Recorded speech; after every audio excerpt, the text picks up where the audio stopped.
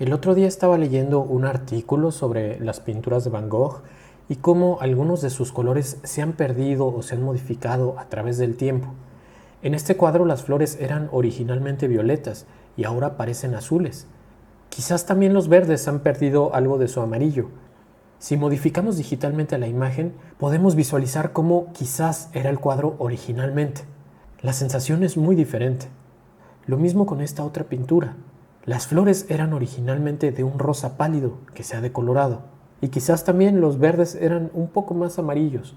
Es un cuadro totalmente diferente.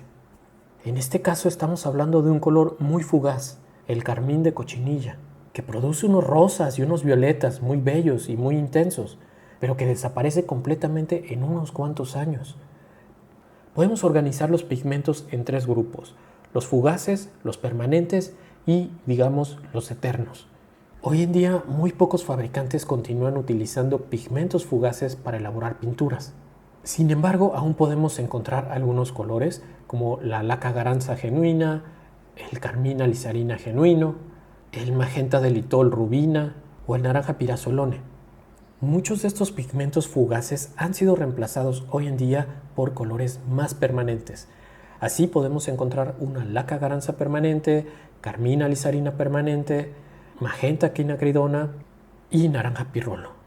Sinceramente yo no encuentro una razón de peso para no sustituir estos pigmentos fugaces por otros más permanentes. Sí, el color es ligeramente diferente, pero que estos pigmentos pierdan su color tan rápidamente sí me parece algo que hay que tomar en cuenta. Los fabricantes emplean principalmente pigmentos permanentes para la elaboración de pinturas.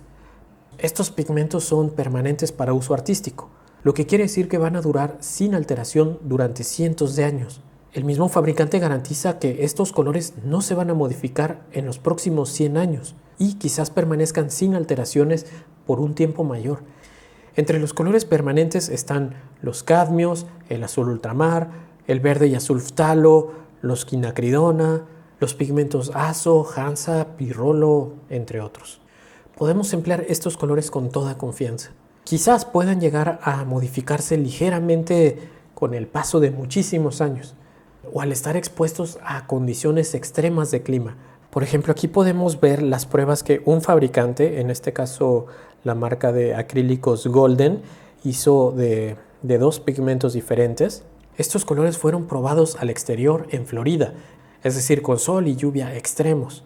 En el primer caso tenemos el rojo pirrolo. Podemos ver primero el color directo del tubo y después mezclado con un poco de blanco. Podemos ver que el color directo se modificó casi nada. En cambio, al estar combinado con blanco, digamos donde la concentración del color es menor, sí se perdió ligeramente. En el caso de la segunda muestra vemos cómo el amarillo directo del tubo perdió un poco de intensidad y se oscureció ligeramente. En cambio, al combinarlo con blanco, desapareció completamente. Les repito, estos colores fueron expuestos durante 3 años a condiciones extremas de clima. En condiciones comunes, estos pigmentos son bastante permanentes y podemos utilizarlos con toda confianza. Sin embargo, hay una categoría de resistencia aún mayor. Se trata de pigmentos muy estables, que ni la luz del sol ni el clima los modificará con el tiempo. Estos colores son tan estables que se acabará la humanidad y el color seguirá ahí. Por eso les llamé eternos. Vamos a reconocer muchos de estos colores en cuadros antiguos, no porque los pintores de la antigüedad no utilizaran otros pigmentos, sino porque quizás esos colores se han desvanecido y los que permanecen son estos. Entre los colores más estables tenemos, por supuesto, el blanco titanio, los negros marfil, bujía, negro de Marte, gris de paine, gris de Davy, gris carbón. Por supuesto, los colores tierra, el ocre amarillo, el siena natural, siena tostada, ocre rojo, terra rosa, rojo inglés, rojo indio, sombra tostada, sombra natural. También tenemos algunos colores intensos: el amarillo limón de níquel, el violeta de manganeso, azul cobalto, violeta cobalto, turquesa cobalto, azul cerúleo cobalto, verde cobalto, verdes como el óxido de cromo, la tierra verde y el viridián genuino.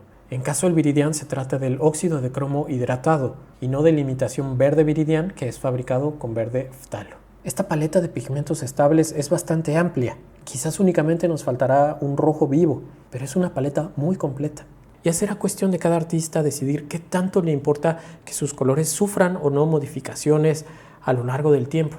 Algunos pintores aceptan que no todo es para siempre, que los objetos se transforman con el paso del tiempo. Muchas de las pinturas que nosotros vemos en los museos originalmente no tenían esos colores, pero también hay otras que se ven hoy en día como el pintor las concibió hace cientos de años. A mí me resulta muy interesante la idea de trabajar a propósito con colores fugaces, es decir, que el cuadro vaya transformándose y vaya revelando con el tiempo una imagen totalmente diferente. Será una sorpresa para los herederos de estos cuadros, que dirán, mi abuela decía que esta pintura de girasoles le gustaba mucho, pero yo veo ahora ahí un pingüino. En fin, las posibilidades son ilimitadas.